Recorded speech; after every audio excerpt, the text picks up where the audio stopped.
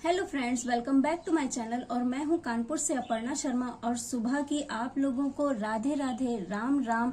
और आज है नवरात्र का चौथा दिन, माँ कुष्मांडा देवी का दिन है और आज स्पेशल संडे भी है।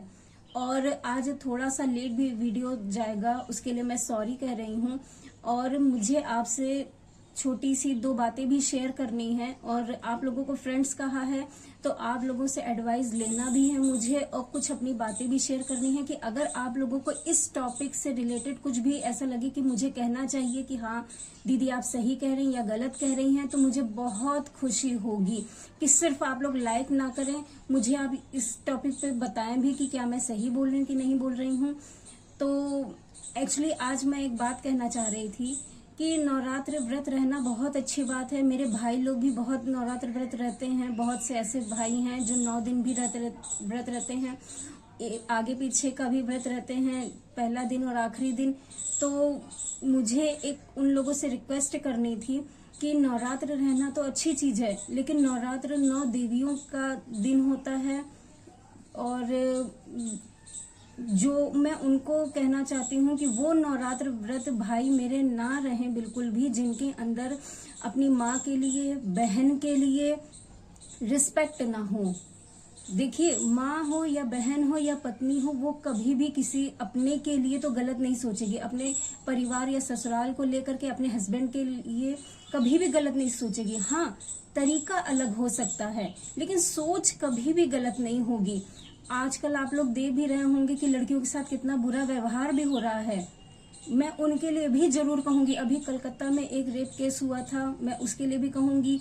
और आने जाने पे भी जो कमेंट्स करते हैं या कुछ लड़कियों को छेड़ते हैं, तो वो दिखाएंगे घर में कि नहीं मैं व्रत रहता हूँ, मैं सब कुछ करता हूँ। मैं सब भाइयों की बात नहीं कर रही हूँ, लेकिन हाँ 100 में कहीं तो कुछ ऐसा हो रहा है ना, जिसलिए मैं ये बात कर रही हूँ। कलकत्ता में जो हुआ वो भी तो एक भाई होगा ना किसी का, या किसी का बेटा ही था ना वो, या रिश्ते में कुछ लग रहा था ना, कुछ अपने परिवार की बहनों या माँ के लिए या किसी के लिए, या कहीं भी कोई केस होता है।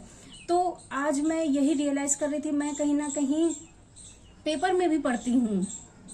एक सेकंड, सॉरी, मैं थोड़ा सा इमोशनल हो गई थी। तो आगे बात मैं ये कहना चाह रही थी, सब भाई एक जैसे नहीं होते हैं। कुछ तो इतने अच्छे होते हैं कि माँ हो, बहन हो या पत्नी हो, इतनी रिस्पेक्ट करते हैं कि अपने से पहले उनका ध्यान देते हैं। और हम कहते हैं अपनी ही माँ, बहन या बेटी क्यों हो, क्या बाहर कोई ऐसा है तो वो माँ, बहन या बेटी नहीं हो सकती है? मैं उसके लिए भी कह रही हूँ। तो ऐसे व्यक्ति तो बिल्कुल भी नवरात्र व्रत ना रहें, जो जिनके मन में बिल्कुल भी रिस्पेक्ट नहीं है। कलकत्ता के सिर्फ एक केस की बात नहीं कर रही हूँ, मैं आती हूँ जाती हूँ, मेरी खुद की भी एक बेटी है। जब ये कलकत्ता केस हुआ था उस समय मैंने यूट्यूब स्टार्ट नहीं करा था, लेकिन फीलिंग उतनी ही रहती है ये सब देखने के बाद, क्योंकि जब खुद की बेटी होती है तो दर्द महसूस होता है। और मैं खुद भी बेटी हूँ, किसी की पत्नी हूँ, माँ हूँ, मैं भी बाहर निकलती हूँ, बहुत सारी दिक्कतें आती हैं, लेकिन बाहर तो निकलना ही है ना। जिनके घर में सिर्फ अकेली एक लेडीज हो जैसे मैं हूँ, तो क्या वो बाहर निकलना बंद कर दे क्योंकि कुछ भाई उनको आगे बढ़ने नहीं दे रहे हैं?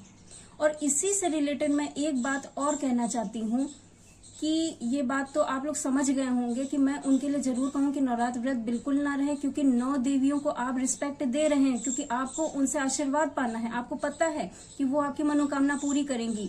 क्या माँ मनोकामना पूरी नहीं करती है? पत्नी नहीं करती? बहन नहीं करती? क्या बाहर कोई माँ या बहन या पत्नी किसी के लिए, अपने बेटे या बाहर कोई ऐसा इंसान है तो क्या उनके लिए सही नहीं सोचती हैं? सब सोचती हैं। माँ भी सोचती है मेरा बेटा हमेशा अच्छा बना रहे, पत्नी भी कहती है मेरा पति हमेशा अच्छा रहे, करवा चौथ रहती, सब करती। बहन भी सोचती है कि कहीं ना कहीं मेरा भाई बहुत अच्छा बना रहे। तो इसीलिए मैं उनके लिए जरूर कहूंगी कि अपनी सोच को बदलें। व्रत रहने से कोई फायदा नहीं है अगर उनकी सोच सही नहीं है तो। और दूसरी इसी से रिलेटेड ये बात थी कि एक बहन को मैंने कमेंट करते हुए देखा था कि मैं लाइव कैसे आ सकती हूँ बिना फेस दिखा करके। तो देखिए, पता नहीं मेरा मैसेज उन तक पहुंच पाएगा कि नहीं पहुंच पाएगा। अगर किसी को ऐसा लगे कि ये बात शेयर करने वाली है तो उन तक प्लीज पहुंचा दीजिएगा, या कोई भी ऐसी बहन मुझे सुन रही है तो मैं उनके लिए कहूंगी कि स्टार्टिंग में मैंने भी विदाउट फेस व्लॉगिंग स्टार्ट करी थी। और एक दिन तो ऐसा आया था कि मैं टीचर्स डे वाले दिन, मुझे याद है कि मैं उस दिन सोच रही थी कि मैं कैसे हैप्पी टीचर्स डे बोलूं बिना फेस दिखाए हुए। तो मैं फूल पत्तियों को सामने करके वीडियो ऐसा ऑन करके और फिर बोल रही थी हैप्पी टीचर्स डे ये वो, लेकिन पीछे से बैक से इतना साउंड आ रहा था, बहुत डिस्टर्ब हो रहा था। फिर उस दिन मैंने कोई भी वीडियो नहीं डाली और बाद में रियलाइज करा कि नहीं, बिना फेस दिखाए तो व्लॉगिंग हो ही नहीं सकती है। तो और मुझे कुकिंग वुकिंग इतना कुछ खास आता नहीं था उस समय कि कैसे क्या करना क्या नहीं करना। मुझे जो ठीक लगा मैं उसी लाइन में आगे बढ़ी। तो मैं उन बहन से जरूर कहना चाहती हूँ कि अगर घर में अलाउ नहीं है आपको तो एक दूसरी बात है, लेकिन अगर उनके लिए भी मैं कहूंगी कि प्लीज ऐसा कुछ भी निगेटिव मत सोचें किसी के लिए।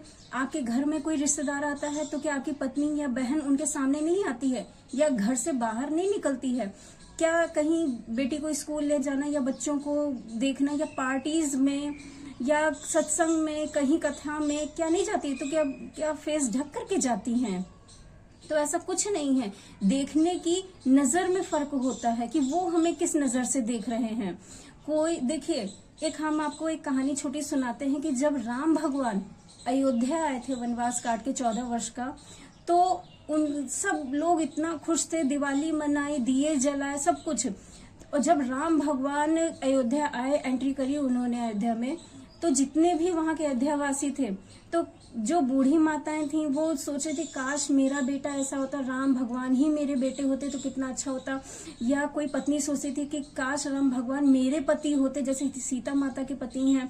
या कोई भाई सोचता था कि काश राम भगवान मेरे भाई होते। तो ये सिर्फ आंखों का नजरिया है कि आप किसको किस नजर से देख रहे हैं। उसमें हम लेडीजों की कोई गलती नहीं है।